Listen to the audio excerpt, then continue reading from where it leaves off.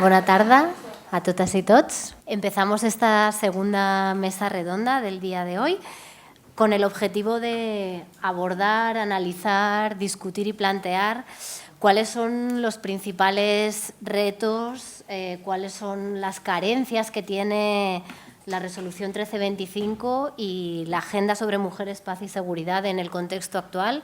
Como se decía en la mañana, 15 años son un tiempo suficiente como para poder hacer una buena evaluación de hasta dónde hemos llegado. Hemos hablado, ¿no?, de algunas de las aportaciones tan positivas, de cuáles son también los temas que siguen generando debate, desencuentro, tensión entre la propia sociedad civil, también en la relación de la sociedad civil con las instituciones, con los gobiernos, cuáles son los puntos de encuentro. Algunos de estos temas que están surgiendo con fuerza ya han ido saliendo durante la mañana, pero ¿qué perspectivas sobre seguridad estamos manejando? ¿Cuál es el papel de los hombres en esta agenda sobre mujeres, paz y seguridad o sobre género, paz y seguridad? ¿Cómo abordamos las masculinidades en este contexto de militarización internacional tan fuerte? Las emergencias humanitarias son algunas de los retos a los que nos enfrentamos, que las mujeres que estáis trabajando directamente en el terreno pues vivís en vuestro trabajo cotidiano de construcción de paz, y que estaría bien pues que podamos analizar conjuntamente y ver cómo podemos hacer para avanzar, para superar esos retos. Tenemos dos ponentes magníficas para la mesa de esta tarde. En primer lugar, hablará Ruth Ochieng, no sé si pronuncio bien el nombre, que es la directora ejecutiva de ISIS Women International Cross Cultural Exchange, y que lleva 20 años y que después de haber estado 20 años trabajando en la comunicación para el desarrollo en el gobierno de Uganda, actualmente es la directora de esta organización. Fue una de las mujeres que impulsó la participación de las mujeres en las negociaciones de paz en Yuba entre el gobierno de Uganda y el LRA, el Ejército de Resistencia del Señor, el grupo armado de oposición que ha estado tan activo en Uganda y cuya acción armada ha tenido un impacto tan fuerte sobre la población civil y muy especialmente sobre los niños y niñas de Uganda. Además, Ruth Ochieng forma parte de diferentes consejos globales como la Asociación Africana para la Salud Sexual y Reproductiva de las Mujeres y la Iniciativa de Mujeres para la Justicia de Género en La Haya. Y fundamentalmente en el último tiempo, Ruth se ha destacado por haber participado en el Consejo Asesor de Alto Nivel para la elaboración del estudio global sobre la implementación de la 1325, un documento magnífico cuya lectura recomiendo a todo el mundo, aunque tiene 400 páginas. Pero eso da cuenta de lo exhaustivo que es y de la profundidad con la que aborda la Agenda sobre Mujeres, Paz y Seguridad. Realmente es un documento que yo creo que nos tiene que servir de base para orientar nuestro trabajo en los próximos años. Es un documento muy comprometido políticamente, ha sido muy valiente. No es habitual ver en un marco institucional como Naciones Unidas un discurso tan comprometido y bueno, Ruth yo creo que nos podrá explicar un poco más de todo este proceso y de cómo se ha abordado también en el grupo estas cuestiones.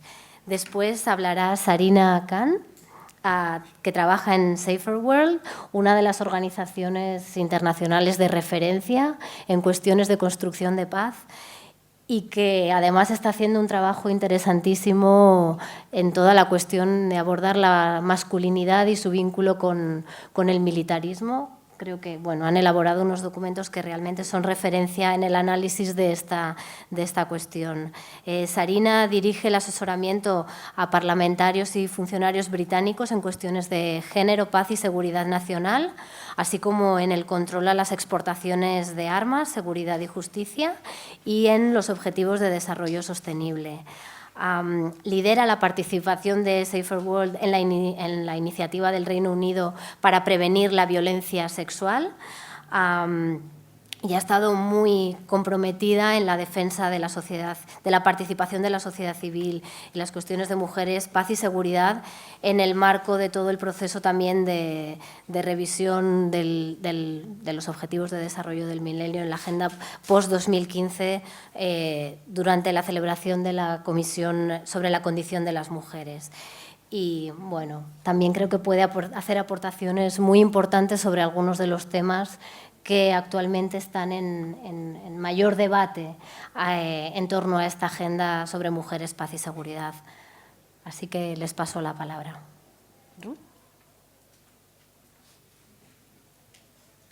Good afternoon, ladies and gentlemen. I must say I'm really honored to be here, and I think I need to take time to thank Maria and the Institute for Peace for having really gave me the opportunity to come.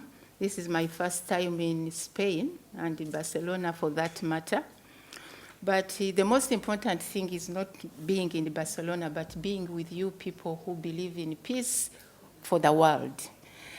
I think before I go further, I also need to say it was very appropriate for us to meet at this material time when we have just launched the famous report.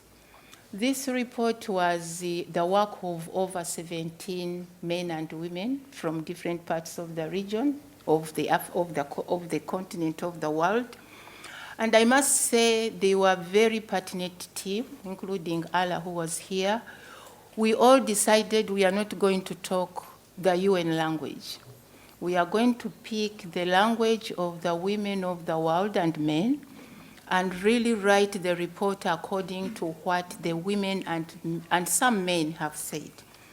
So I'm delighted that we have been able to finalize it. It has been launched. And I must also thank the Spanish government for having put up a very successful organized debate on yet another resolution, 2242.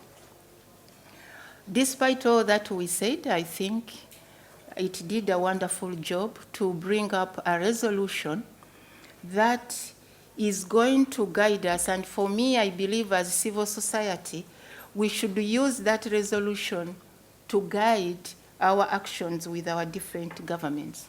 It was a fantastic debate where we saw over 100 governments listing themselves down to discuss the issue of women, peace and security agenda. There were very good positive remarks, apart from Russia, but 100 to 1, we think the 100 took it. So I congratulate the people of Spain for having taken lead to make the world discuss Resolution 1325. I also want to respect and acknowledge what, and I said it earlier, what your permanent representative said. And personally, now that I'm here, I'm going to take it seriously that I will still work with the women of Spain to see whether what the representative said is being put into actions. I was very clear, I noted them down. Some of them, Emanuela mentioned them. But I particularly liked the issue of him saying he's going to establish a national network and he will work with civil society. I was told you are from government. Please, that one I will still follow to see really how the government is putting up national networks to work with civil society. You also clearly, the government, under his leadership, you called upon all other governments to have zero tolerance on sexual and gender-based violence.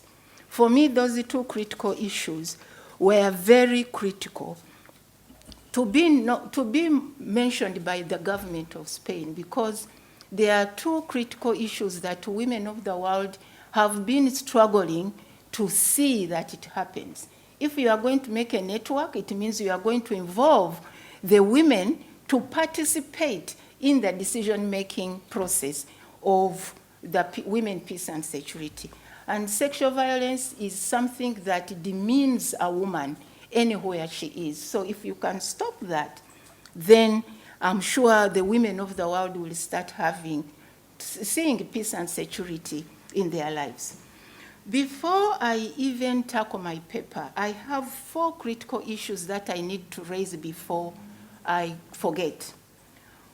One is that women, peace and security is a global agenda and not a women peace agenda. Most times you hear people say, oh, that is a women peace and security, women's issues. No, women peace and security is a global agenda. I also want to say we cannot delink peace and security from human rights and economics. So peace is rights, as someone said in the morning. So we need to take that into account. My third issue is prevention of armed conflict will dismantle militarism. There is no way militaristic approaches will be used if we prevent conflicts. And I think that's what the women are calling for. My last aspect is 1325 should focus on transformative justice. We don't want to sing the song of 1325, aligning it with only militaristic, patriarchal, masculine way of resolving conflict.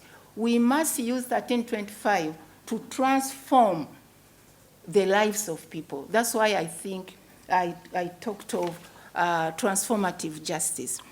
Now, before I go into my paper, I want to say the women of Africa, which is going to be my focus, started implementing 1325 before even the resolution was put in place. Because as women, we are always the ones who take anything that is wrong. It goes into, or let the women sort it out. So when wars take place in Africa, women are at the backyard. So women are behind all these tables you hear about, sorting out those problems. So I thought I should give you a short clip that shows you why women, particularly in Africa, are calling for participation in peace processes, and also to show that even the women at community level have solutions. It's not only people in Kampala, in New York, in Brussels, who have solutions. These women, as you'll hear from them, you don't hear their language, but read the English typo, they are giving solutions to the Juba peace process after what they went through. So probably it's a short one. Let's watch it, and then I'll continue with my paper.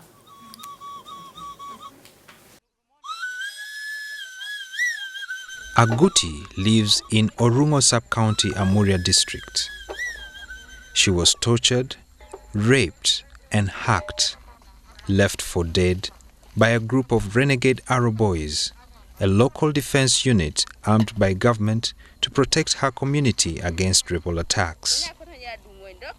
Aguti survived, but without the right arm. Her 2-year-old son, however, didn't survive the brutality of their tormentors.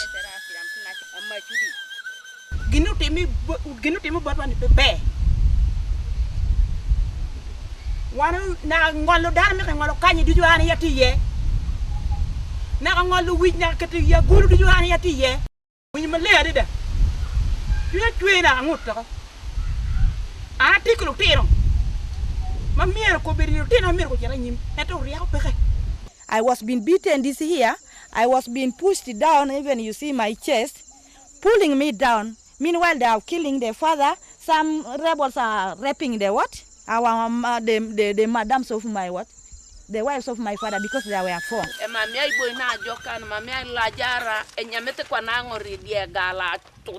Mame pono lo so ya pakasulo siru de ya se priana de mameta sanin ajerkanin ibo ya ne kwa konya kakrareng salmo tiema Monu ne no chan. Eno jabu look. Ni ministry me gender women development. Man what women in problem. We don't women development. Women in problem. We're uplifting women in development. Mayama chakoni. Where one berry, one moon wake cook. You pagamente, you marry the raping ill. That child and my lorny, Kerkin, my ear one at Waraba. A poor Monyagamente, your being, Quanagi, or no burka, chill, you're raping, and you can walk at your child. Pay what you care me foo, man, we keep a thick way in. Give my Quanagara M. Chatawar, that I took. My pay ila ter, come on. Umiar ka mi pura ke meru tiara ni ma oluto abeti ji ma pura ba. Kon ko wa ko. War ma dugi lok pa jo. Ka ba putie ke maru put. Ka wa ni kore o la keto. No ta la putie mo du putie mo la te record. Man pe ko nya wa dong. Punya wala cholo tiki puot ma papa. Wa bi mi puot ma no lobo. Wa me bal money. Mangi matien nu. Pien mi wakeri kara goni ke pagamente, onu wano pora botebene, gamendo tiye. Ki wachi wano go matafale, ko eta matama, latini ki negoro, angani ti anga obiguni mo matafale me yubo. Ki wachi ki miena wa bari, ka yiri pe ka latin ngamu biguni matafale. Gamento go matam ka kenyu. Chiko nendo pero ma pero mo go matafale. Endo kilwer jado we go jo machiki pero. In consultations that were carried out by the Uganda Women's Coalition for Peace, the following priority issues were raised: the provision of adequate and quality resettlement packages, land and property rights of women, medical and health service provision, the question of the girl child, security and protection of women, equitable representation and distribution of resources, strengthening the judiciary and access to justice. And I think that's what women call peace. They have indicated what they have gone through, and they have given solutions. The consequences that these women experienced, we all know, are entrenched in patriarchal and masculinity systems that only believe in militarism as an approach to ending conflicts. And of course, of recent, we have seen this increasingly taking place among the rebels and the terrorist attacks, whereby they are all using military as a way of getting what they want. In Africa, we have also seen the same perspective being taken, where we get politically motivated electoral violence. Nowadays, across Africa, you'll find that, again, when it comes to election time, government that is sitting is using all sorts of militaristic approach to silencing some of its opponents. I don't know whether it appears on your television, but these days across Africa, you'll find tear gas is the norm to stop others from stopping governments from doing all the dirty things that they are doing in the name of governance and democracy. As you may have noticed in the clip, survivors have raised critical issues such as conflict and sexual violence, economic exploitation, sexual and reproductive health conditions. They have talked about poverty. They have talked about political exclusion. They have talked about the lack of political will and accountability by governments. And in most cases, when we go into post-conflict reconstructions, you'll find that all these aspects, when it comes to development, they are segmented. If it is sexual and reproductive health, it is done as sexual and reproductive health. If it is poverty, someone focuses on poverty. But when you talk to these women, for them, all those issues are intertwined. They are all intertwined, and they are what they call peace. That is where their definition of peace comes from. We have also seen that the instability in Africa does not only affect the humanity, but it has gone further to destroy climate change. We see destructions of livelihoods. We see normalization of violence against women. It has become a norm. Women actually think that's how they, in communities, that's how my life is. They don't know that they are violating their rights. We have found out that majority of them, because they have been suppressed, there is no voice, they are violated, the escalation of poverty among women is so high. And actually in Africa, you find that the face of poverty is a feminine poverty, a feminist face. And as such, you then find that women tend to be called victims and never to be seen as actors when it comes to issues of peace building, conflict resolution, because they are too poor. They don't have a voice.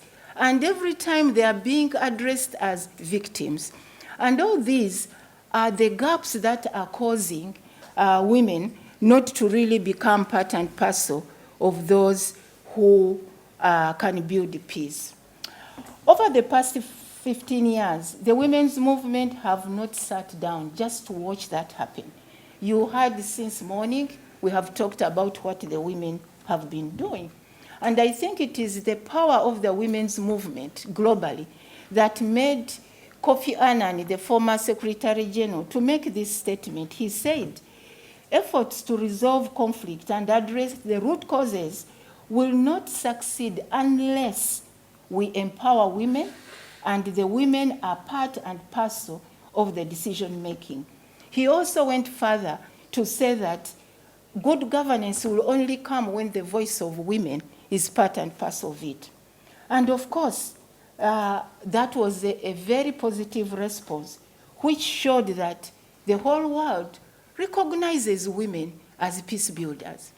Because when you look at all these resolutions, and I'm not going to continue repeating them, everybody talked to them in the morning, everybody talks about, and women's voices must be heard, and women must be at the center. They recognize our participation.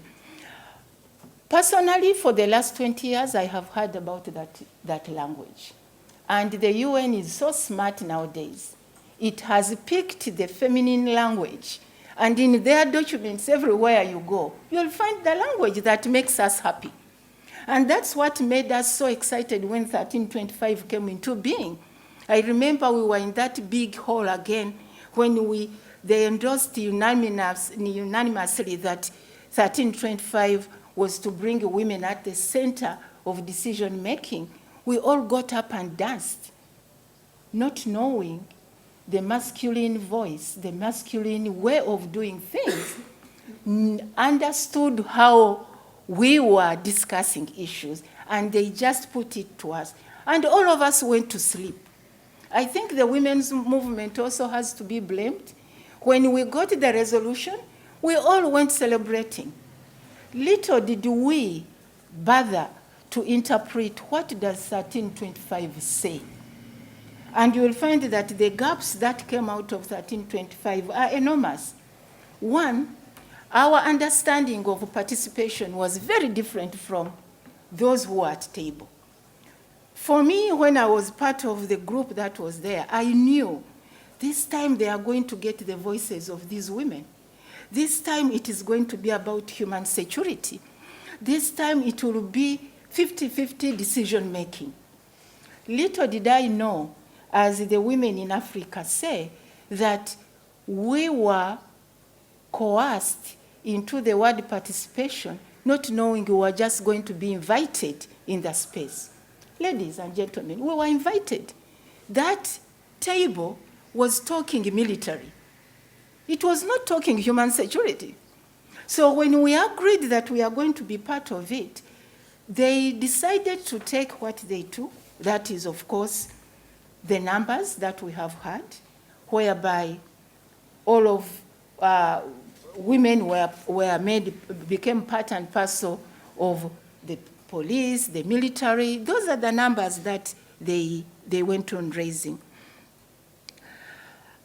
We also realized the other gap is that putting systems and structures and policies in place without implementing what it meant to women was a huge gap.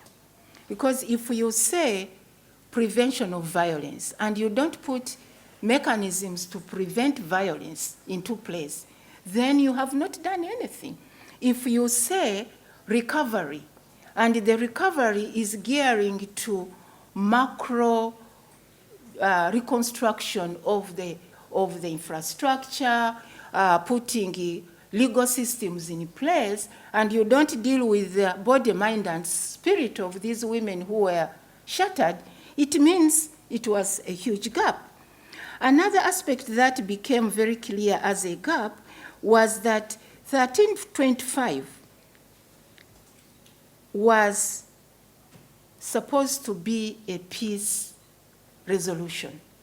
But when you look at it the way it was structured, it immediately became still a resolution that coerced us into also appreciating that it is through military that we can have peace.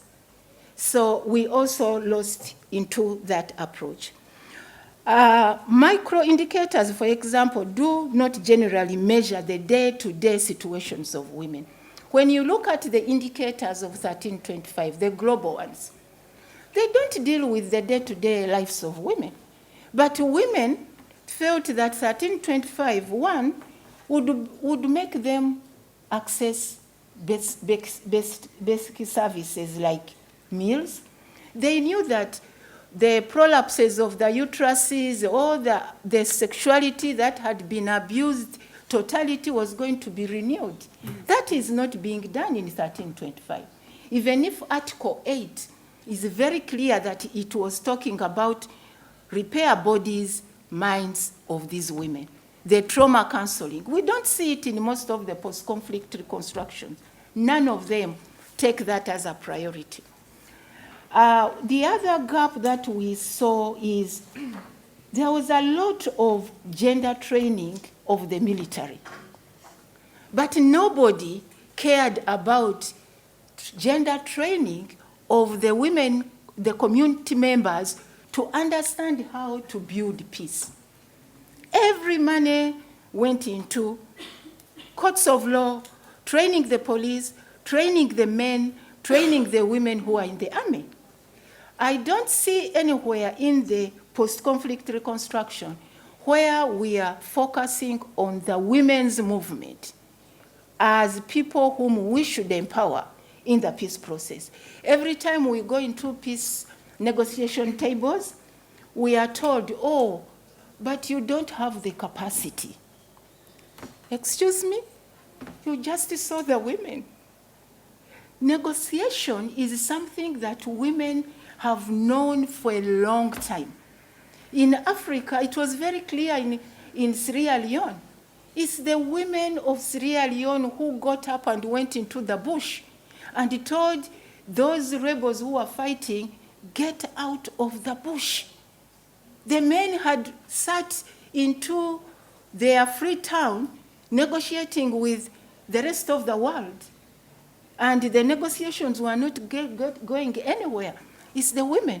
And that's how men got out of the bush. But immediately they get out of the bush, then the masculine power takes over. And the feminine power is supposed to go. Who is the weaker one? Isn't it the masculine who uses the gun?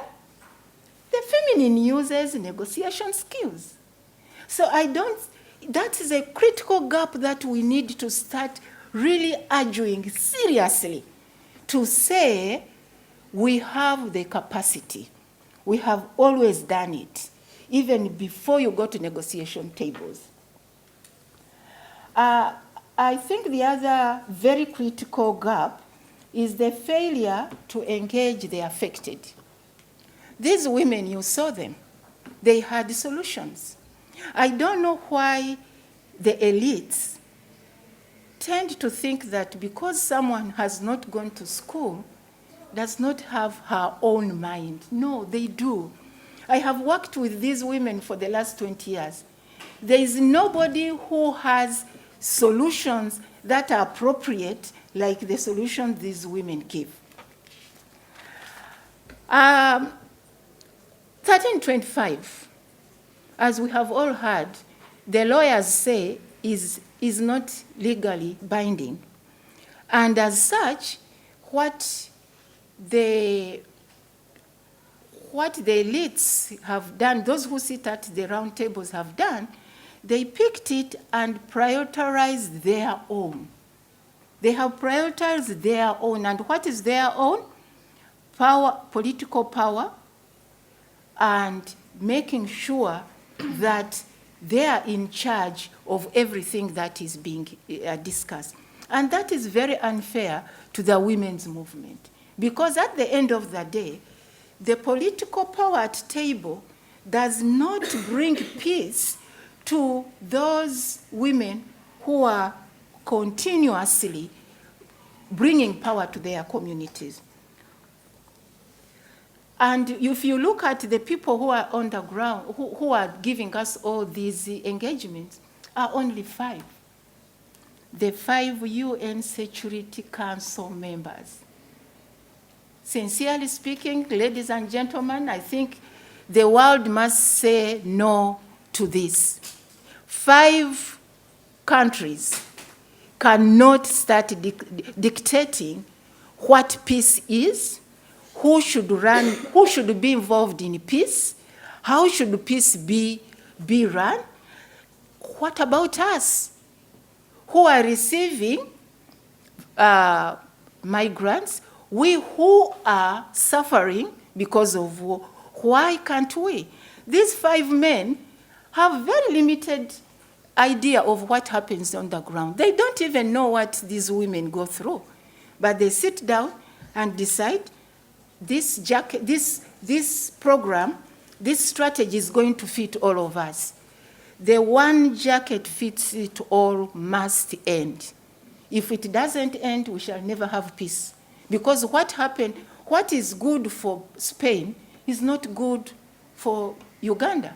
Because our cultures are different, our natures are different, our markets are different, our politics is different, our well-being is different. So we cannot have one fits all kind of structure. And for us, that's what made us as ISIS Wiki to say no, we are going to dismantle this approach. And we came up with a theory. This is a theory that my organization has worked with for a very long time, and we have seen some changes in our communities. After working with these women, we came up with this.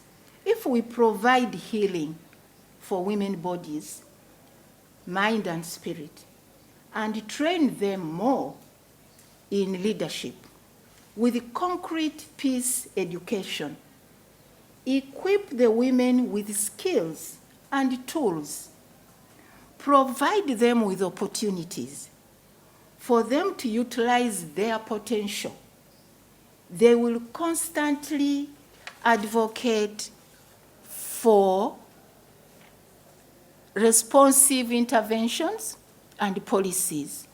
And as a result, there will be peace activists who will make change, and this will contribute to a peaceful world.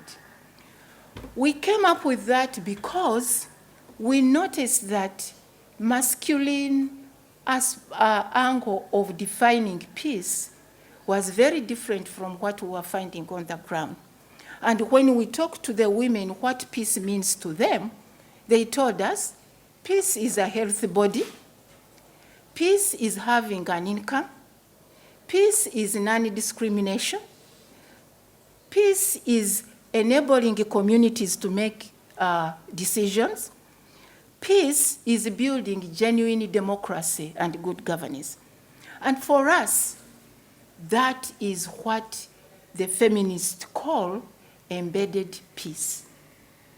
So policymakers need to learn from feminists. The world is looking for embodied peace. It's not looking for militaristic peace, which is short-lived, which is very violent, which is destructive, which makes us get angry from each one of us. And concluding to that, I want to say, then if this is the case, what should the new resolution do? First and foremost, ladies and gentlemen, I want to say that before we even celebrate Resolution 2242, let us unpack it, let us analyze it, and let us see whether it is going to bring the peace that these women are looking for. I was a bit challenged with the issue of positioning militaristic, terroristic aspects with the women, peace and security. The two can't go together. We must separate the two. Because if we start using women to play the roles of dealing away with terrorism or extremism, we are going to end up with what you saw, a woman who was forced to cook other human beings. Is this what we want to see? That is militarism, that is terrorism. And women, because of our gender, we are going to be forced to do such things. And I want us to separate the two. Let us not just celebrate as Spain, who have really worked hard to bring it to book, but women, let's analyze it. What does it say? We don't want to go back to 1325 as we did, and we ended up with wishy-washy kind of peace building. That's one. The second one is we must now see that any peace process is in full consultation with the civil society, because we are the ones who are dealing with these issues. The men at tables don't know what we go through every day. A woman comes at your table and tells you, I am not taking this child. I'm leaving this child to you. How you feed this child they have left with you, how you make this child grow up, the peace table makers don't know. It's us. So we need to have full consultation. The other aspect that I think we need to deal with concretely is, and Spain is one of the friends of 1325, we must provide statistical data of how the aid you give reaches that woman who needs it. It's not just to say we have given money. You must statistically, as civil society, track to see where has this money gone. Is it dealing with the issues of peace and security as far as a woman is concerned? Or it is going into training military, going to peace missions, where we have taken billions and billions of dollars, and women have not had peace? We all know, even if we trained the entire population of Spain, you can never keep peace in all corners of the world. Peacekeeping, peace missions can just contribute. They can't bring us peace. The other aspect which I think we need to track very much is we should ensure that the support given to Global Acceleration Instrument for Women, Peace and Security reach the suffering women and men and children. There was so much money that everybody was contributing during the launch, so much. Oh, I'm giving 8 million, I'm giving 1 million, but we don't know where this money is going to end. Is it going to the right people? Or it is the same game that the global community is going to continue playing? I think we need to see that most of this money goes to these people. We shall never end war unless we end discrimination, unfair distribution of resources, respect of human rights, dignity, and making sure that we can stop plundering resources from other countries. We talk about peace, but I'm sure there are some countries in the north who are also causing conflict in our countries. DRC has become a sick place because of its minerals. And who is plundering them? It's not the DRC people. It is the rest of the world. And we just need to respect, if the resources are there, let's go and negotiate with these people. And we talk about it and we share. Because these are God-given resources. We can all share, but we should not cause conflict because we want to get the resources out of them. I think, lastly, healing body, mind, and soul should actually be at the center of the new peace deal. There is no way you are going to have peace if women and men who have gone through gruesome experience are hurting. There are children whose mothers in Africa are telling, when that tribe comes, kill it, because she's still hurting. They are fighting ethnically of wars that happened so many years ago, not these ones. We have never healed. Nobody is talking about reconciliation. When we come with the tables, we come with the tables which are structured in the north, which never talks about our own ethnic problems that we need to reconcile with. We need to reconcile Africa by dealing with their own issues. And the peace tables should be talking about those issues, not about who is going to become the leader of DRC and who is going to be the Minister of Finance. No. We are saying that is enough. Whether you give them that or not, they will still take it. We need to harmonize and deal with our issues. I was also told to talk about humanitarian intervention. It always amuses me when I see the whole humanitarian agencies coming to Africa at crisis time. It's good to do the humanitarian, but I think it is important to collaborate with the indigenous people who will guide you on how the whole humanitarian crisis should be. I'll give you an example. When you come, they always say, the women don't come to us.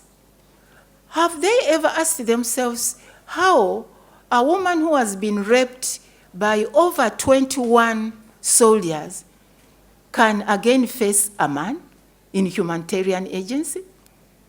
For her, when she looks at this man, is the same man who raped her.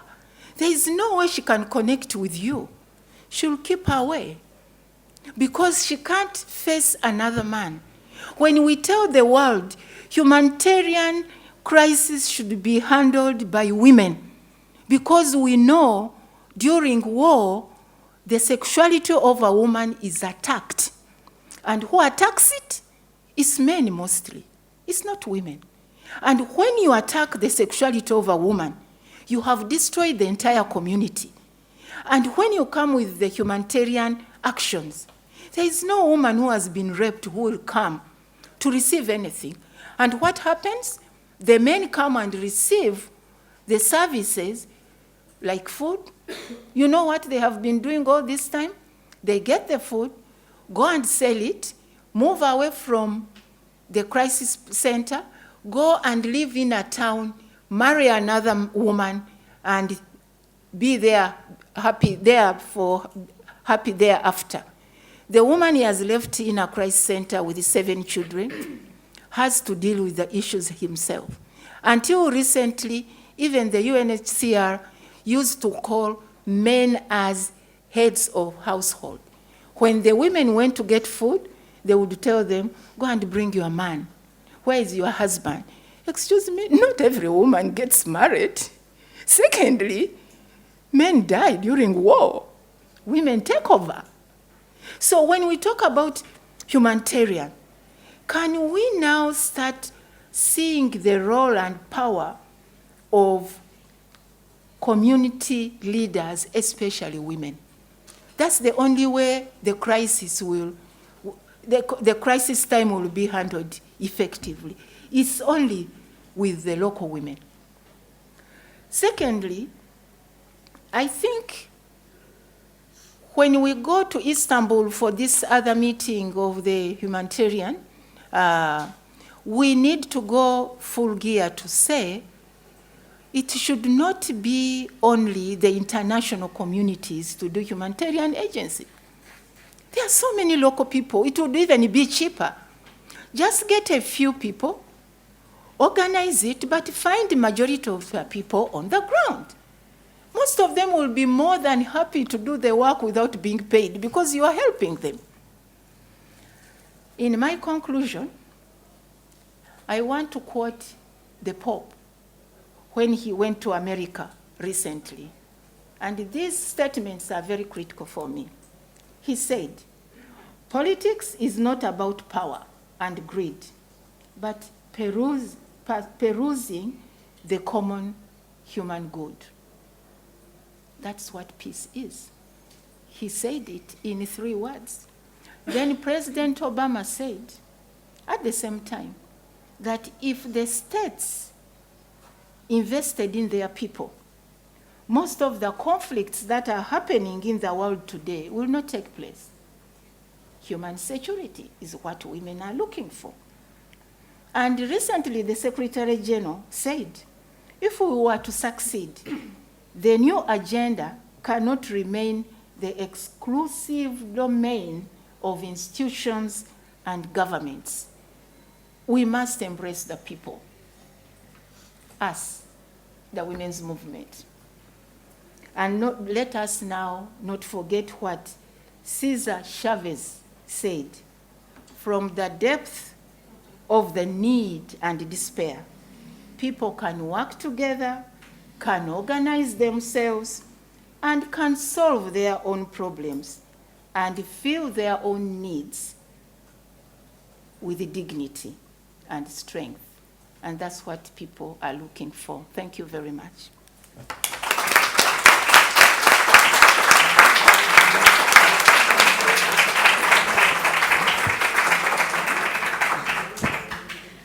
Muchísimas gracias, Ruth, muchas gracias por esta excelente presentación y este llamamiento a mantener la perspectiva crítica.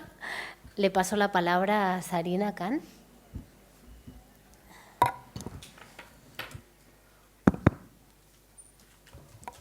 Hello. Yeah, that's on. Good afternoon. Thank you very much to ICIP for having me here. When I first saw that I was going to follow Ruth on this panel, not only was I massively intimidated, I've seen her speak before, but I thought, should I even try? You know, because she comes with an incredible wealth of experience, and you know, you've all seen her speak here today in such an impassioned way that I can't even possibly hope to match that.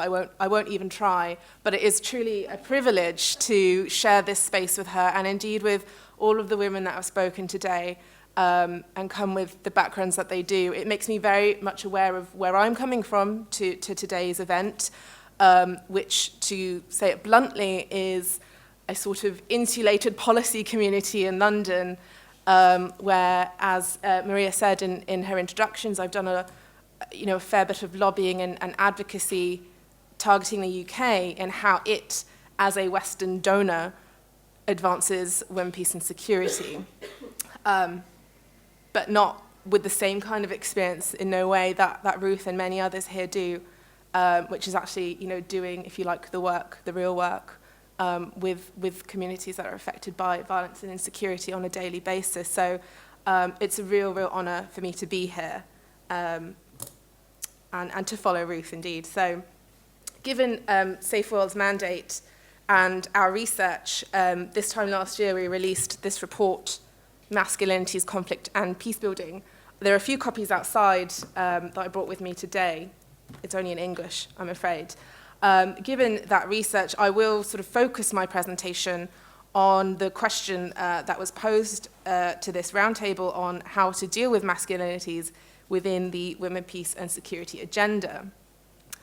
I didn't quite know who was going to be in the room today, so I really hope I'm not talking sort of too basically and repeating things that everyone already knows, but I thought I would start by kind of revisiting what do we mean when we talk about masculinities. It's come up throughout the day, so I thought maybe I'd take a step back and really explore briefly what we understand by masculinities, but also touch on the relationship between masculinities and gender norms with conflict and conflict prevention.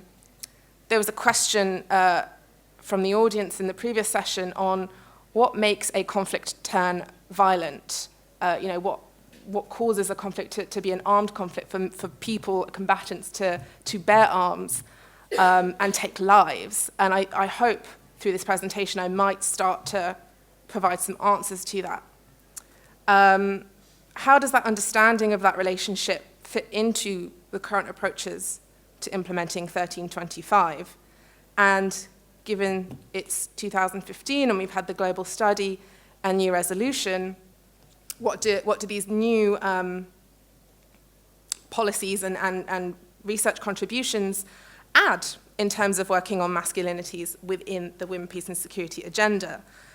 These are really broad questions, and I hope to actually get more answers than I'm going to provide from all of you, given the wealth of experience that is in this room today. So I'll start off by acknowledging that there is a very common trend that we've all heard it from governments, from world leaders, when they reference the importance of gender equality for peace and security. Even Resolution 1325 recognizes the need to apply a gender perspective to all efforts to prevent and resolve conflict and to promote peace and security. Resolution 1889 goes a bit further and urges member states to ensure gender mainstreaming in all post-conflict peacebuilding and recovery processes. But very rarely is this explored and explained, what we mean by gender equality in the context of peacebuilding. And I think in reality, taking a gender perspective usually means highlighting the roles, needs, and rights of women, including violence against women and girls, and promoting women's participation, which is absolutely vital, of course, but this is reflected in the framing of the agenda as women, peace, and security. And so we see several issues being conflated, and someone mentioned it earlier today that gender comes to equal women. And of course, they're not the same thing, so what are we really talking about? I'll go back and just add that, of course, women's participation in decision-making on peace and security and the increased attention to the impact of conflict on women and girls is absolutely vital to address the persistent inequalities in terms of access to power, influence, and resources, as well as protection from violence. But I think if we're talking about the role of gender, and in particular of men and masculinities, the current approach to the Women, Peace and Security agenda is, if you like, one side of that gender coin. Men and their influence are ever present in conflict and in peace processes. They make up the majority of combatants, of military and political leaders, diplomats, negotiators, mediators, and media figures. The majority of discussion and decision-making on peace and security is done by, for, and about men. And because to all of us, it's the norm, it's what we come to expect, we don't examine the role of men in terms of their gender. We look at them as political leaders, as military leaders, as editors and so on. We're not really considering them from a gender perspective in terms of what forms and what makes their masculine identities. Discussion on gender really tends to focus on women and girls, rather than the influence of socially constructed gender roles and identities on men and boys. This really goes unexamined, if it's ever examined at all. So to go maybe back a step Further, what do we mean when we talk about masculinities? In all cultures, people have strongly held beliefs about the kinds of behaviors, attitudes, and values which are most appropriate for men and those which are most appropriate for women. So the term masculinity refers to the socially constructed qualities that we come to associate with men and boys in any given culture, just as femininity similarly refers to culturally associated values for women and girls. Ideas about what masculinity and femininity is varies over time and within and between cultures. But amongst these many understandings of masculinity, some forms are prized as being more valuable and more aspirational for men and boys than others. There are often differences, however, between the way men experience and envision their own masculinities and the ideals of masculinity which their societies expect them to live up to. In most societies, if not all, patriarchal gender norms afford men power and privileges over women, but they also put men under pressure to conform with prevailing masculine ideals. In many contexts, this might include being independent, being a provider for the family, being courageous, competitive, hiding signs of emotion and sensitivity, all characteristics which are linked to power, achieving power, using power, and maintaining power. In contrast, femininity is seen as qualities around being dependent, a homemaker, a mother, a caregiver, someone that might, qualities that are around associated with timidness or being passive, cooperative, willing to compromise, emotional, more sensitive, largely, compared to those qualities around masculinity, are seen in a much more negative light, I would argue. Women who transgress the norms of femininity, who break those boundaries, are often penalized by their societies, shamed, ridiculed. Similarly, men who cannot conform to those societal expectations of masculinity may also pay quite a high social price. On the issue of conflict, to draw links between patriarchal masculinity and violence is not to argue that men are naturally more violent, but in this case represents an acknowledgement that in most cultures, violence is associated with men and boys in a way that it is not with women and girls. And I think Mila in the previous session said that violence is taught. It's not something that is, perhaps one could argue, is inherent to all of us as human beings, but rather we are socialized and conditioned to see violent responses as more appropriate in some settings. So what is that relationship between masculinities and conflict? In order to examine that relationship, that's where that term, gender perspectives, comes into play, but it tends to focus on the gendered impacts of conflict, i.e. how does conflict affect men and boys differently to women and girls. What it hasn't really done is look at the gendered causes of conflict, and that's something that Safe World tried to do, or tried to add to. There is some research out there. There is strong evidence to show that the gender norms, those ideas which dictate what a man and a woman should be, those norms which underpin gender equality can drive violence and conflict, particularly when militarized notions of masculinity are prevalent. And that's something that has come out really strongly in the course of today's discussion, that issue of militarization. I think we can probably see this relationship most clearly in the discriminatory attitudes that cause and fuel gender-based violence.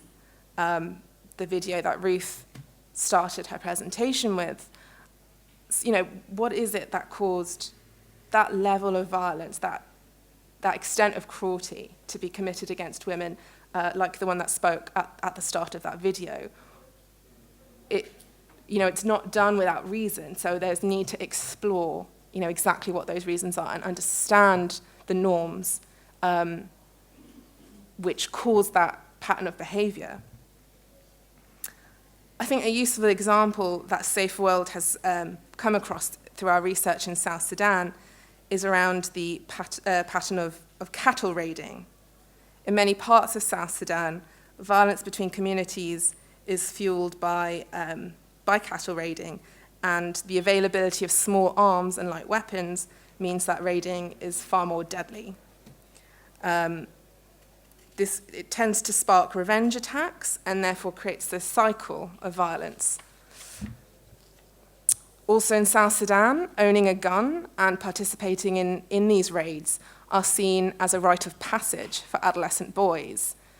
For men, it becomes a symbol of their manhood, a way to prove themselves to their communities. And it should be said that women also participate in reinforcing this association. For instance, they sing songs to shame men that either haven't participated in raids or come back without cattle. And the fact that cattle is so closely associated with the bride price system that exists in South Sudan means that masculinity, weapons, cattle raiding, and marriage are really closely linked and create a very powerful incentive for young men to participate in violence. Before I go on to speak a bit about militarized masculinities, I should say that the focus of our research and the focus of my presentation today is looking at the role of masculinities at that community level where violence exists. But that is not to say that masculinity doesn't affect the roles of men at all levels across a range of actors. So from the UN Security Council, where we've got 5 permanent members making huge decisions on behalf of pretty much the rest of the world, to our political leaders, our prime ministers, presidents, the heads of various policy-making institutions across the global north as well as south, masculinities does play a role in the way it does for all of us in terms of forming our very own personal identities. Just want to caveat that I'm not, in any way saying it's only relevant in conflict-affected countries in the global south at all. Masculinity often looks different in terms of conflict compared to peacetime, and it tends to link being a man with being a combatant. Feminist academics and activists have long highlighted that relationship between militarism, an ideology which legitimizes violent solutions to conflict and disorder, and patriarchy, an ideology which legitimizes the domination of men over women. They argue that militarism relies on the acceptance of patriarchal notions of masculinity and femininity in order to make militarized responses to conflict appear legitimate, normal, and sometimes inevitable. And actually, I thought a very interesting example of this, which many of us saw over the summer, was in response to the mass migration or refugee crisis that is being witnessed and experienced in Europe, particularly among the border countries. My own government and others talked about deploying the military, from the UK to Calais, in response to people fleeing conflict, as though they were as much of a threat as an invading army. So I think that, to me, is quite a telling example of how this very militarized response to what is not a conflict in terms, within Europe, a conflict situation, but rather the result and the consequences of conflict was very interesting, and actually was questioned to some degree, but I think not as much as it needed to be. So during war, men may come under pressure to support military action, to take up arms, to fight, to kill, indeed to be willing to die for their nation and community in order to conform with masculine ideals. I should also add that just as a gendered analysis of the causes of conflict does not necessarily mean that men are inherently violent, neither does it entail a belief that women are inherently peaceful. That might not be a popular opinion in this room, but it's worth examining the role of women in conflict, especially when they transgress those gendered norms. Sometimes women do take up arms, but they are, considered to be different outside societal expectations of their gender. A willingness to use violence is seen as a masculine rather than a feminine trait. So working on women and peace building isn't necessarily framed in terms of femininities.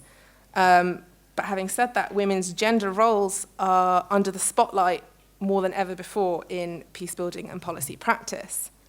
And the increased attention being given to supporting women participation in conflict prevention is definitely a welcome development, and there's much, far further to go in ensuring that they have a full and equal role in building peace and security. So having said all of that, Safe World suggests that a focus on men and masculinities in peace building and in conflict should come in addition to, but not detract from, efforts to pursue the full implementation of commitments on women, peace and security.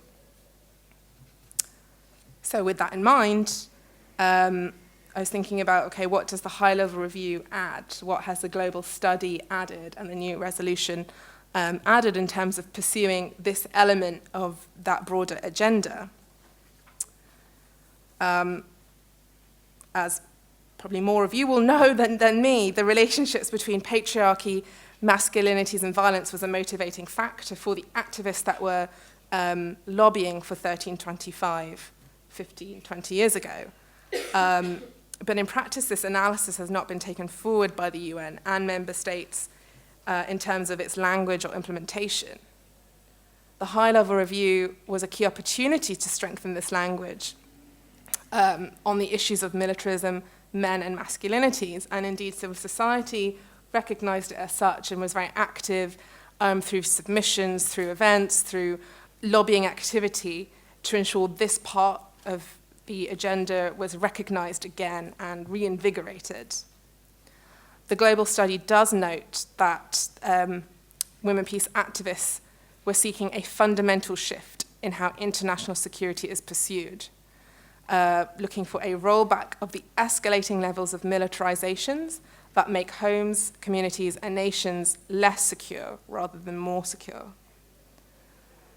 Since the passage of 1325, many member states, UN agencies, and civil society actors have tended to prioritize adding women and women's concerns into existing systems, existing militarized systems for maintaining peace and security, while deprioritizing efforts to challenge the very nature of those, to seek that fundamental shift that they wanted in the first place. And I think this is evident in the fact that many states championing women, peace and security on the global stage continue to pursue militarized foreign policies. My own government, the UK, is seen or is meant to be the women, peace and security leader within the Security Council. Yet right now it is pursuing a militarized solution to the conflict in Yemen by supporting Saudi Arabia and its coalition of Arab states to indiscriminately essentially attack targets within Yemen in order to supposedly weaken the Houthi rebels. So, it's very clear to see the complete disconnect between those values. Unfortunately, I would say 2242, the new resolution, doesn't really reflect the bold messaging that those activists brought to the Security Council. It makes reference to the need to invest more in conflict prevention, but the provisions of the resolution, which include higher targets for female peacekeepers, better inclusion of gender-based violence in sanction regimes, and more gender advisors in the UN system, while they may bring some positive outcomes for women and girls living with conflict and violence, they really present technical fixes. They fill the gaps of the previous resolutions rather than suggesting that we take a better approach to rethinking international security. And indeed, it doesn't, I guess, help us in terms of using these resolutions as a tool to turn back the tide of militarization. So we as Safe World advocate for the transformation of militarized masculinities as part of efforts to prevent conflict. And we do welcome the Global Studies recommendation to support the training of men, women, girls, and boys, to reinforce and support non-violent, non-militarized expressions of masculinity. there is obviously a big question on how do you do that, and this report, our research, does explore some of the existing programming around masculinities. They are far and few between. Programming on women, peace and security tends to focus on, I guess, the symptoms of gender inequality, i.e. programs to support women parliamentarians, to support women's participation in local, national, regional discussions. Again, I would reiterate, absolutely essential. But what the programs on masculinity attempt to do is really focus on the causes of gender inequality, those fundamental beliefs and ideals which suggest men are entitled to power in a way that women are not. Men are somehow naturally more powerful, more smarter, I don't know, more qualified to be around the table in the ways women are not. So that is what that program methodology attempts to achieve. And many organizations do this through group education, through community outreach.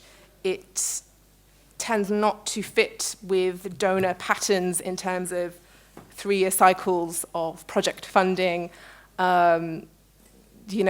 These kind of changes are incredibly long-term. Someone said earlier today, it's going to take generations really to transform the imbalance of power between men and women. And as a result of that, there isn't much research around the long-term impacts of working on masculinities, and that's something that we've recognized needs to be done. I'll end with a couple of recommendations that Safe World puts out there in this report. One is to strengthen gender perspectives in conflict analysis, and in doing so, really looking at the role of men and masculinities, men and boys from a gender perspective. What is it about their masculine identities that help us to understand the cause of conflict and insecurity? And indeed, femininities as well. That gender coin is obviously two-sided. Another is to challenge gendered structures, and I think many people here today have done that through their interventions and their presentations, and continue to do it in their everyday life, in their work. Gender norms are not only a matter of attitudes and beliefs, but that are held by individuals and communities, but they are produced and perpetuated by political systems, economic systems, cultural and social structures, including, for instance, the media, education systems, religious institutions, welfare systems. They permeate everyday life from all angles. And finally, final recommendation is to, of course, keep advancing the women, peace and security agenda. Whether you're a donor or come from a donor government, to keep funding organizations like ISIS Wiki to do that incredibly powerful and challenging work on the ground, or to support other organizations that are involved in the sort of research and policy side, to really get approaches to masculinity and gender norms off the ground in a much more powerful way. But again, recognizing this should be in addition to and not the expense of women's rights and roles in conflict prevention and peace building. So I just will finish by saying these strands of the peace and security agenda, whether you're approaching it from a women's rights perspective, whether you're looking at it from wanting to examine the role of masculinities, they're very much mutually reinforcing and should be understood, I think, together, especially when they are both pursued in a way that really speaks to the root values at the heart of 1325's agenda, i.e. pursuing human security. I thought Ruth put it incredibly powerfully when she said, mind, body, spirit, and soul.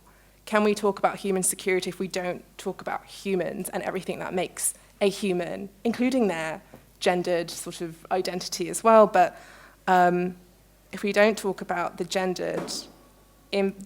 the human impacts of conflict, how can we pursue that sort of depth of human security? So human security, demilitarization, as well as disarmament, global disarmament, transforming global understandings and approaches to preventing violent conflict, and of course the empowerment and human rights of women within the broader context. So again, to come back to the question that I posed at the very, very start, that was raised by someone earlier today, what turns a conflict violent? What makes war as deadly as it is? To me and to Safe World, through our research, we've, have identified that clear relationship between masculinity, militarization, and armed conflict. And so for us, that's something that we'll continue to pursue through programming, through research, with something that we're advocating for others to do. Maria, you mentioned earlier on that sometimes there is tensions within civil society working on this issue, and this is certainly in our experience has been an issue of tension, because I think it can be seen as a suggestion that women's rights organisations start to work on men's and boys' issues. That's not in any way what we're suggesting at all, but there can be real value, I think, in understanding on a personal, individual level, what is motivating that person to pick up that gun and to go to war and to fight for their community, for whatever beliefs that they have. I will end there. I hope you all have more suggestions and ideas than questions for me, but thank you very much for your time, and thank you very much for having me here again today.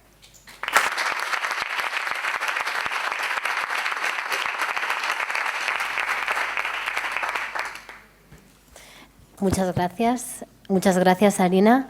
Muchas gracias a las dos, porque creo que habéis tocado algunos de los puntos clave para cómo seguir avanzando en el fortalecimiento de esta agenda sobre mujeres, paz y seguridad.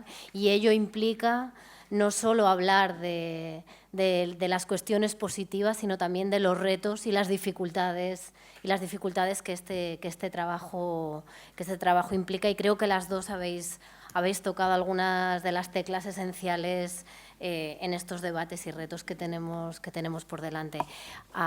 Abrimos un turno de preguntas. Si os parece, recogemos unas cuantas intervenciones del público y luego devolvemos la palabra a las ponentes. First, I wish to congratulate and thank the panelists for the presentations. They were really very motivating and inspiring.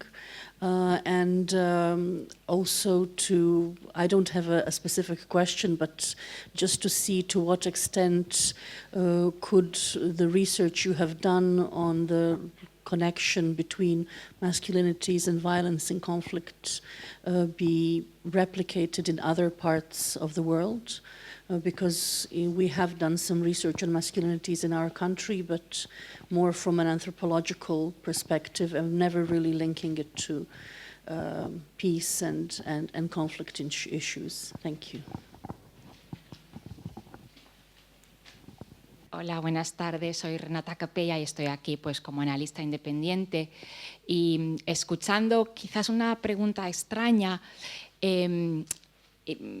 parece ser que en todo este esfuerzo no se ha podido evitar que se mezclaran diferentes agendas. Entonces, mi pregunta es un poco ¿qué perspectivas veis para poder reconducir el esfuerzo? Más, por ejemplo, a lo que habéis mencionado, se ha trabajado mucho sobre la inclusión de mujeres en la policía, en el ejército, pero vemos que se ha quedado un poco en el camino toda esta idea de avanzar otro tipo de, lo que habéis dicho, o sea, de enfoque no militarista.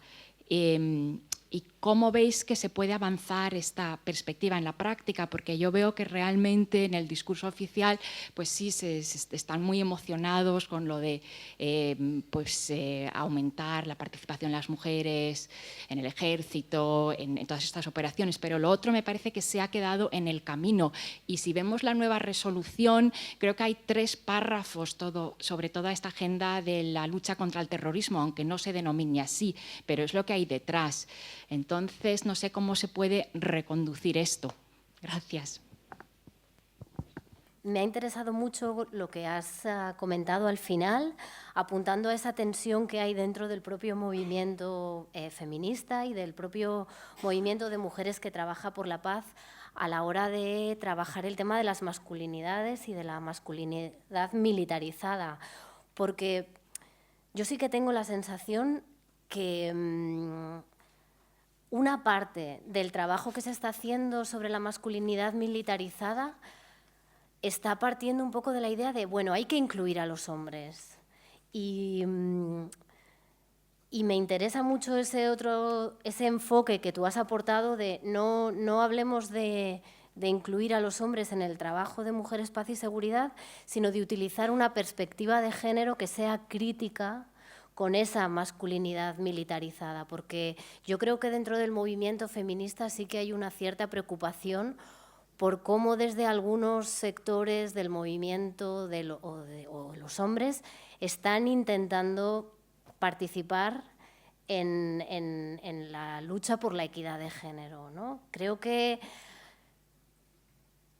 es muy importante hacer ese trabajo de cuestionamiento de la masculinidad militarizada, es esencial, porque como tú bien decías, implica ir a las causas de la violencia, pero tenemos esa experiencia, ¿no?, de que siempre se nos acaba un poco cooptando el discurso, se nos acaban cerrando espacios de participación porque los hombres acaban ocupando de nuevo posiciones de poder, incluso dentro del movimiento feminista de manera incipiente. Estamos empezando a ver eso. Entonces, ¿cómo podemos hacer para profundizar en este trabajo de cuestionamiento de la masculinidad militarizada? Que los hombres hagan ese cuestionamiento también, por supuesto, pero sin que ello implique que nosotras perdamos ni un ápice de esos avances que tanto nos ha costado dar, ¿no? Y cómo realmente logramos, no sé cómo decirlo, pero que haya un desempoderamiento de los hombres, porque es que sin ese desempoderamiento o sin esa renuncia a los privilegios, igual desempoderamiento no es la palabra adecuada, sin esa renuncia a los privilegios, es difícil, ¿no?, que ese trabajo también sea aceptado por gran parte del movimiento feminista, ¿no? Como, no sé, no es una pregunta necesariamente, es más bien una reflexión sobre ese choque de tensiones que hay y que creo que es importante resolver o poner un poco más de luz sobre ese debate. Bé, bona tarda. No sé, a mí soy una activista feminista antimilitarista y os tengo mucho respeto a las mujeres que dedicáis muchísimos esfuerzos a las instituciones y a todas estas cosas, porque a mí me parece un trabajo muy grande y desde mi punto de vista con muy pocas compensaciones, ¿no? O sea, lo digo con todo el cariño del mundo, pero que me parece como muy complicado, ¿no? O sea, realmente, sobre todo cuando ponéis los balances, bueno, vosotras y todas, sobre lo que realmente nos han escuchado, ¿no? O sea, no que tengáis todas las razones del mundo, sino de los resultados que hemos hecho, ¿no? Bueno, pero esto no es nuevo, ¿no? Lo que me parece que es muy importante, lo que yo reforzaría como lo más que tenemos es la relación que tenemos que tener con los movimientos pacifistas y de mujeres feministas de base. Yo creo que esto es lo más importante, que todas las mujeres que estéis haciendo advocacy o lo que queráis o en los grupos tengáis o hagáis las cosas por la relación y por el compartir las políticas de las mujeres feministas de base, que creo que Ruth también como lo ha medio sugerido, ¿no? Pero me parece que esto es la única esperanza, ¿no? Porque yo estoy muy desesperanzada con este mundo, como todas vosotras, ¿no? O sea que yo creo que esto es lo más importante, ¿no? O sea, porque realmente, o sea, claro, yo, como todas, estamos convencidas que ninguna ley, en el contexto que no cambie el mundo y el sistema político injusto y de insolidaridad, pues se rompe con la realidad, ¿no? Porque aunque la ley sea justa o intente avanzar, evidentemente, pues, ¿no?, rápidamente los gobiernos no lo toman, ¿no?, en toda su... Entonces, claro, es un proceso que a mí me parece que pueden ser cosas útiles, pero sobre todo si conseguimos que tengan muchísima relación con los movimientos que realmente están pues, actuando, sufriendo y dando alternativas concretas. Y si no es así, bueno, siempre es mejor que haya una voz allí que proteste que no, por supuesto, ¿no? Y sobre el tema de las masculinidades, a mí me parece que también desde los activismos grupos antimilitaristas, sí que hay muchísimas propuestas sobre esto, ¿no? Entonces decimos, pues, en un ejército la única persona digna es un desertor, ¿no? Para entendernos, ¿no? Y tenemos que decir que hemos hecho como muchas campañas sobre esto, ¿no? Es que campañas de dar, o sea, como otros tipos de líderes a los niños y niñas que no sean pues, los generales, los políticos, los no sé qué, sino realmente por los pacifistas, los desertores, los hombres que cuidan a la gente, etcétera, etcétera, ¿no? O sea, yo creo que esto sí que hay como mucho terreno sobre esto y que no tendría por qué ser una cosa contra las feministas que hemos estado luchando por esto, porque el antimilitarismo es esencial para el feminismo, fundamentalísimo, ¿no? Y que yo creo que, por ejemplo, en cambio, hemos estado luchando porque en todas las unidades, en las escuelas, ¿no? Realmente estos temas estén introducidos en los currículums, ¿no? O sea que cuando hablamos de educación sexual y afectiva, de antimilitarismo y tal, son cosas centrales. Evidentemente tienen que ir conjuntas por cambiar los estados, las políticas, los sistemas, por supuesto, y el patriarcado. O sea que tenemos una lucha ingente. Os digo que el feminismo es global o no es nada, ¿no? Pero me parece que esta idea de por qué esto es importante es que es impresionante, porque el militarismo, o sea, no sé, es que ahora mismo en el Estado español, sí, en el Estado español está habiendo un desplegamiento de la OTAN, ¿no? de 80.000 soldados preparando la guerra. No nos hemos enterado nadie ni por nada, ¿no? Y unos cuantos pacifistas que allí en Cádiz han estado haciendo una acción no violenta, se les ha dado gases. O sea que, no sé, es que es tan demencial, o sea que está todo tan realmente organizado para preparar la guerra al margen realmente del pueblo, de los pueblos y de las mujeres, que me parece que este tema en concreto me parece imprescindible, como un anexo más, ¿no? Y que, a pesar de que estoy de acuerdo con María, ¿no? Que con los temas de violencia y tal hemos tenido pues, discusiones sobre dónde van los recursos, que me parecen muy importantes e interesantes y tal, sí que hay algunos grupos de hombres contra la violencia y masculinidad que son honestos, algunos, y que creo que hay que dar también un poco de espacio sobre esto, pero fundamentalmente en las políticas, ¿no? Igual que decimos por educación afectivo-sexual, etcétera, desde toda la, o sea, también antimilitarista, porque es imprescindible. Y muchas gracias.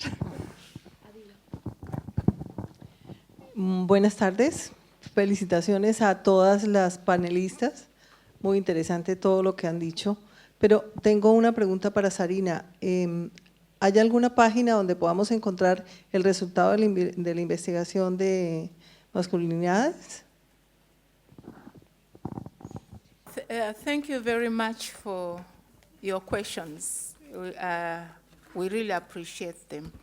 I'll take a few that I can answer. And I think she was wondering, what can we do? Because we've been talking about all these issues. I am a person who was born in a country that I have never seen peace. We got our independence from London in 1962.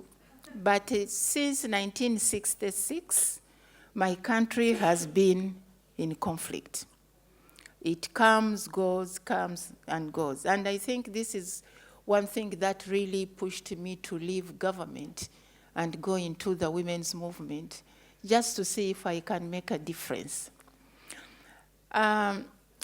When I started researching on women in conflict, I became very angry, because everything that I found, I was wondering, why on earth shouldn't the leaders see? This is common sense. And I thought I would get answers from the donors. And most times, whenever I would sit with my donors, and I would talk about, look, you evaluate women's organizations every 3 months, how they have used the money. But you put so much money in government, and we don't even see how you evaluate what they have done.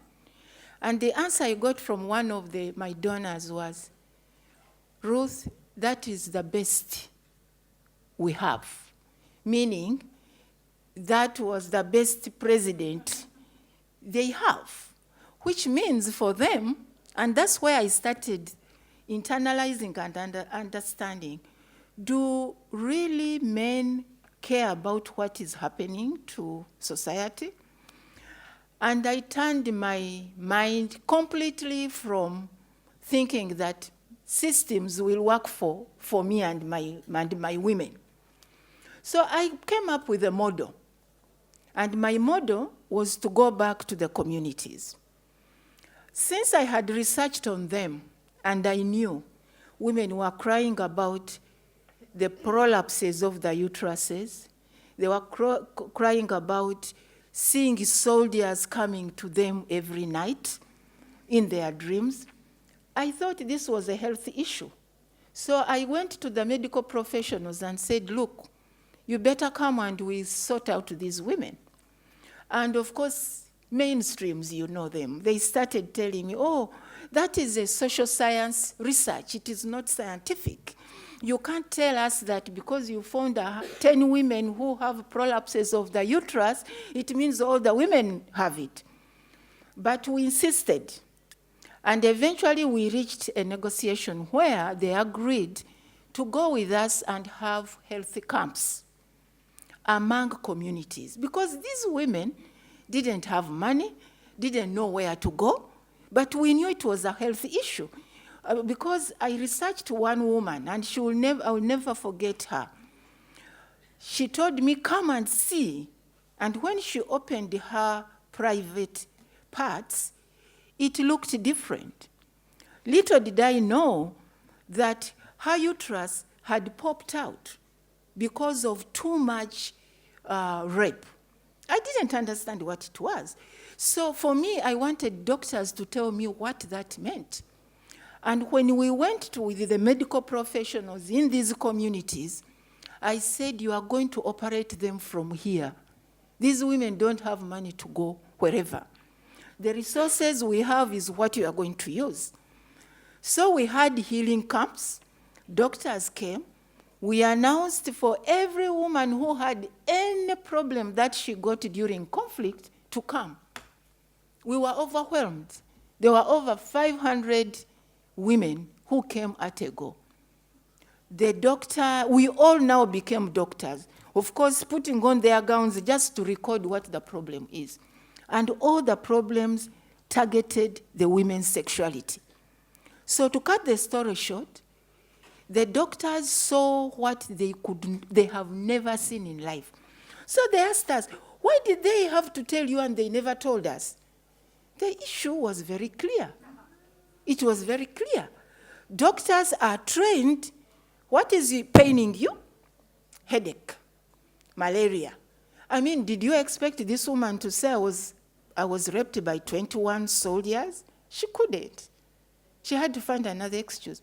But when we healed these women, stitched them up, you should have seen the power that came to these women. Within 5 months, they were up and running. They were looking for what to do. We noticed that these are women who are coming from very far. If we really now enhance their capacity to understand what peace building is, conflict resolution, they are going to be agents of change. We did that for 4 years. As we stand today, some of these women have actually put up community-based organizations in their communities. They are the policemen, they are the peacekeepers, they are the peace builders, and peace missions have never been in their communities, be it in Liberia, be it in Sierra Leone, be it in Kashmir, be it in Uganda. It's the women who are keeping peace. And for me, that's where I started recognizing the men who attack the sexuality of the women want to destroy the entire community so that it is destroyed. Because when these women got their energy back, they moved on. So what I'm saying is the women of the global women's movement must go back. I agree totally with you, to the 70s, where we were a one movement dealing with one problem. This whole issue of dividing us, you are going to be in the UN, you are going to do peacekeeping, you are going to be, no. The women's movement must go back to what it was in the 70s. Deal with the critical feminist issues. And for me, feminism, the way I define it, feminism is doing the right thing for humanity, period. Do right thing, that is feminism. Because feminists don't want to see people being destroyed. But because the patriarchy has defined feminism from so many angles, we were doing what we did because they were not listening to us. So the women today must also start doing bold things that will change the status quo. Men are not going to stop military ventures. No, they have known that's how they get the power, that's how they get the money, that is how they get the control. Those are the three things. But for us, we want to transform this world, to go back to transformative way of living, where people are free to live as human, where we get our dignity. My title of the paper is Reclaiming Our Dignity through 1325. That's what we need to do. Lastly, we must change the narration. We have done a lot of research all over the world on issues of women, peace, and human security. We have not come in one place to analyze our narrations, to interpret it according to what we are seeing on the ground, and write new narrations of women, peace, and security, to deconstruct what the men have put together as peace and security. And let's engage them. We need a space where we are going to engage them. At ISIS Wiki, the 20 years, I have bought a piece of land, which my dream is to put a global center for women activists to come and change the narration without having to pay money in the hotels. It will be there. So let us go together. Yes. And we change the narration and we call them, it will be our convening space. We don't have to go into the UN. We go to the UN, we do according to their agenda. But in our peace center, it will be our space. And we shall be convening them to tell them, this doesn't work, let us do this way. Let us not think the research we have done, all the research is useless. No. That is the research that is going to completely change the narration. For me, I'm tired of going to the UN and saying the same thing every day, and then, as I told you, they know our language. They will sit down. You should have seen them in the Security Council. Oh my goodness. It was as if we had now turned the Security Council upside down. Little did we know that when we were writing this report, we knew we were going to present it in a date when they were all going to discuss. They changed. They gave us another day. Why? Why? Why did they give us another day? We wrote to UN Women and said, why are you giving us a different day? The Security Council is sitting in the 20th. You are giving us 12th. Nobody told us anything. Now, when you see, that's why I told you, let's pick 2042 resolution and look at the women's report and see whether they talk the same language. We must get it this time round. The women in the 70s walked without bras for the space and the excitement we have had all this time. It is our generation which will let the women down if we don't become bold. Thank you.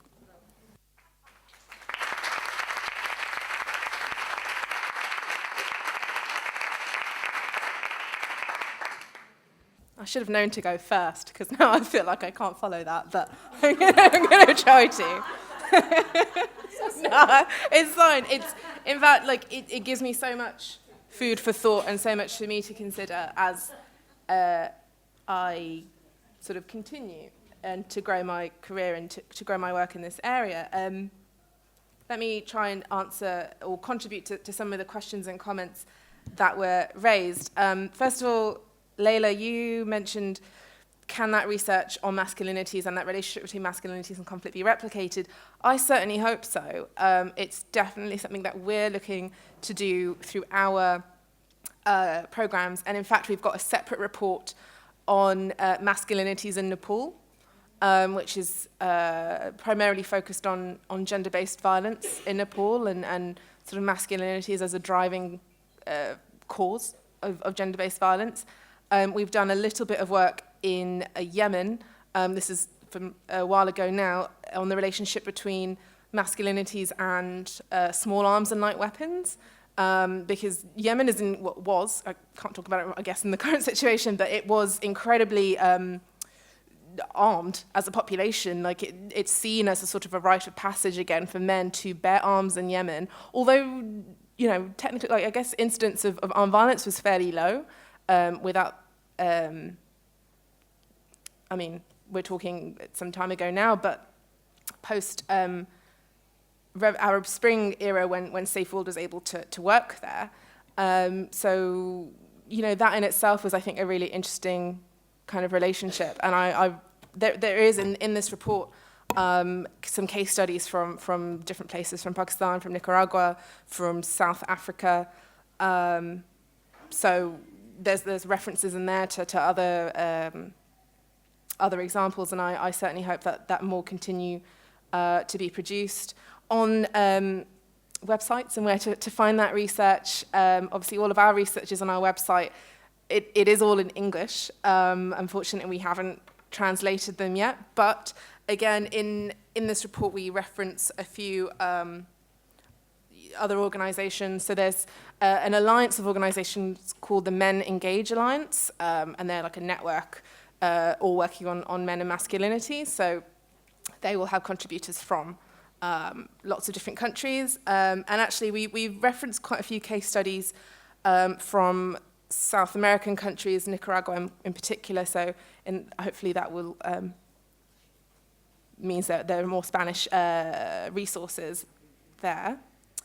The question on sort of the mixing of the agendas and how to guide efforts back into that, you know, into a better direction, because we've lost that focus on demilitarization. I think you mentioned the 3 paragraphs in the new resolutions on countering violent extremism, and I think that's really telling of the massive risk that this agenda continues to exist under, to be utilized and appropriated for military purposes. I don't have a really satisfying answer to that, except I think there is a huge underused role at the UN. You know, we were talking about the gaps within the UN system this morning. I think that the UN does have an obligation, a role to call out and to challenge these militarized approaches to creating peace and security, or to solving conflict. At the UN in New York, I've only been there once, but I was quite surprised actually to find that big map.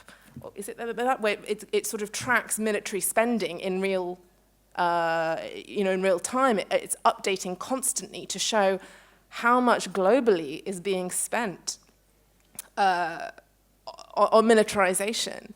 And so I think if the UN has, this sort of huge message, it's massively underusing it.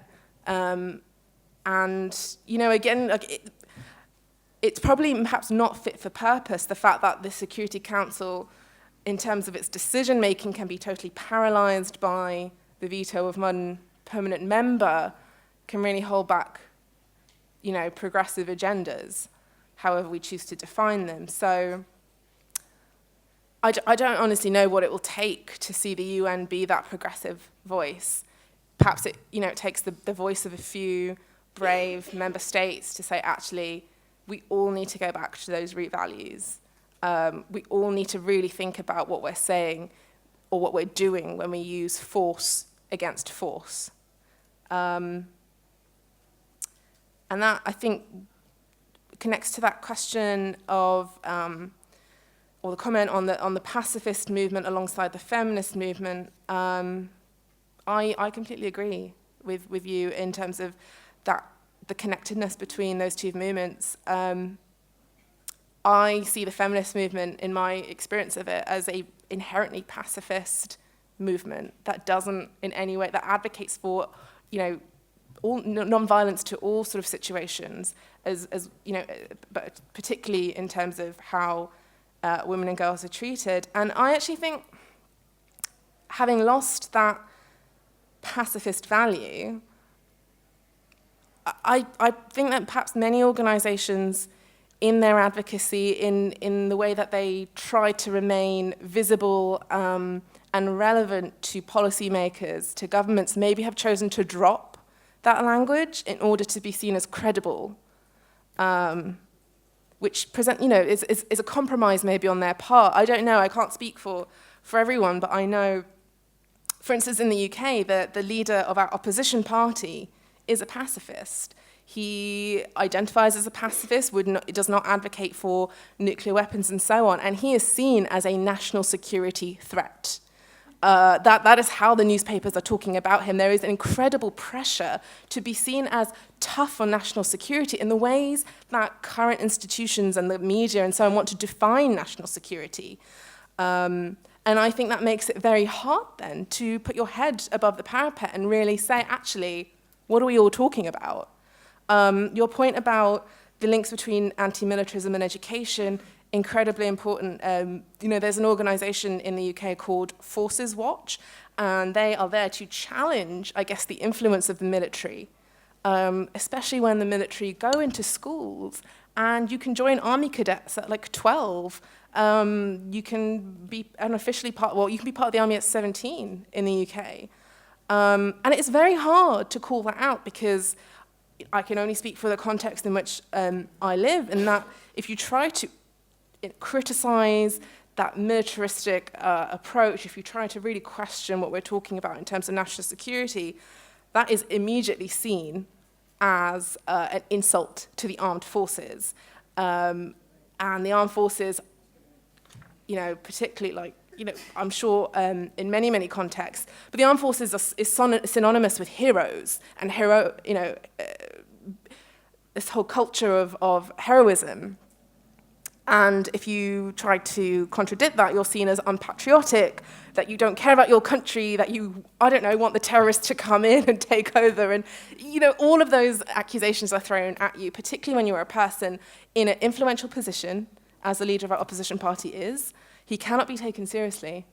And I think if he can't be taken seriously, it's very hard for others to feel brave enough. That's not to say they don't, but I think maybe that's why some organizations might have, or individuals even, have chosen to compromise their language in order to still have access to decision makers, in order to get their messaging across in almost any way that they can. Maria, your point about the tension within the movement, it's really hard to hit, to really even express what that tension is about, and to articulate really what we want men to do. I mentioned that I think, there is a role, I think it's important to maintain a separate but connected women, peace and security agenda. I'm a firm believer in women-only spaces. I think they add incredible value to the movement. I do work in the UK, aside from Safe World, to work with survivors of rape and sexual abuse, and that is a women's only space, and we couldn't do that work if we opened it up. It's a very specialist service. So again, that raises that question of the role of men and how do they come into this. And I think when we're talking about gender norms and gender identities and masculinity and femininity and patriarchy, I don't think it's up to women to solve that. I don't think it's up to women to deconstruct gender. I don't think it's possible.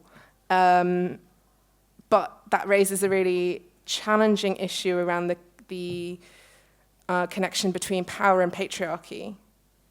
I think it's been said again and again that men will benefit from the dismantling of patriarchy. Men will benefit from gender equality. But I guess the men in power that have the ability to kickstart that change through influencing education programs, through, defining sort of foreign policy and defense policy, they're the ones that have the power, so what is the incentive for them to give that up? It's sort of, the men that we're friends with, that we, in our families that that understand, but what about the men in power that actually benefit from patriarchy, who won't benefit, at least in their minds, from dismantling it? They'll actually lose it. They have to give up that power. Power is not, at least I think it's not an infinite resource. It's finite. There's only so much of it, however you choose to define it. And so it's inevitable that someone has to give up power in order for others to gain it. We often refer to the current approach to gender mainstreaming as you throw in women and stir. So you're not actually really changing anything, you're adding the women. You're not even taking men away from the table, you're just adding more and more women to it. Because I think largely men don't want to have to step back and sit back and think, actually, am I entitled to this space? If I am, why? Even asking that question, I think they just think they have a right to it without really exploring that. So, we're talking very, very generally. We talked about women aren't a homogenous group, neither are men. Not all men want power in the way that, we're talking about right now. So, for the men in the room, I want to caveat that. I think that was everything that I wanted to say. I don't know why we are not realizing that power is so much, and we can have power at different places. My observation is, if we are all struggling to be at this table, why can't we have tables scattered all over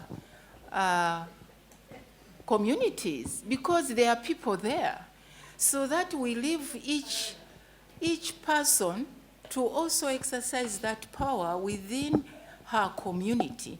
And then probably, maybe I'm just naive, probably then the UN would use their technical people to harmonize all that all of us are saying within our context of power. I don't think the table can only be this one power, but we can have tables all over so that we can all feel we have power to say something.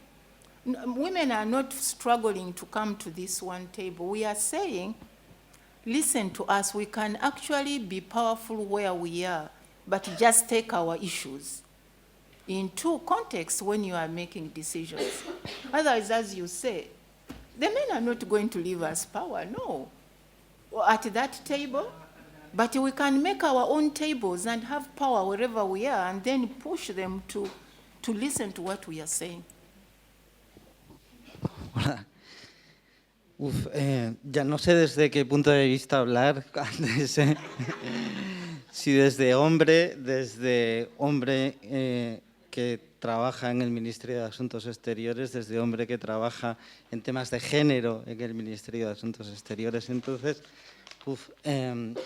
pero sí que quería decir, o sea, de todos esos puntos de vista mezclados, pero sobre todo desde el punto de vista de hombre, la masculinidad, vosotros lo habéis dicho, es una construcción. Hay muchos hombres a los que nos preocupa, igual que a muchas mujeres, el mundo en el que van a vivir nuestros hijos. Y desde ese punto de vista, claro que queremos que las mujeres estéis en la mesa, porque precisamente con las mujeres en la mesa será mejor el mundo que dejemos a nuestros hijos. Yo no os voy a decir si nos queréis dar o no un sitio en la mesa, allá vosotras, pero que sepáis que hay hombres a los que eso nos preocupa. Gracias. Cerraríamos ya esta mesa en la que hemos abordado algunas cuestiones cruciales para seguir avanzando, como decíamos antes, en el fortalecimiento de la agenda sobre mujeres, paz y seguridad, para seguir exigiendo su cumplimiento efectivo y para tratar de hacer frente a todos los retos, dificultades y obstáculos que encontramos en este proceso, que no son poco y que las ponentes de esta tarde, pues, de manera tan excelente han expuesto. Yo creo, me gustaría concluir con una idea que creo que ha aparecido repetidamente a lo largo de todo el día de hoy, también por la mañana, y es la necesidad, en el momento en el que estamos, de poner en el centro la prevención de la violencia y la capacidad de las mujeres para construir paz desde una perspectiva crítica, porque la 1325 nació para poner fin a las guerras y la violencia, y no para que las guerras tengan perspectiva de género. Y creo que es un...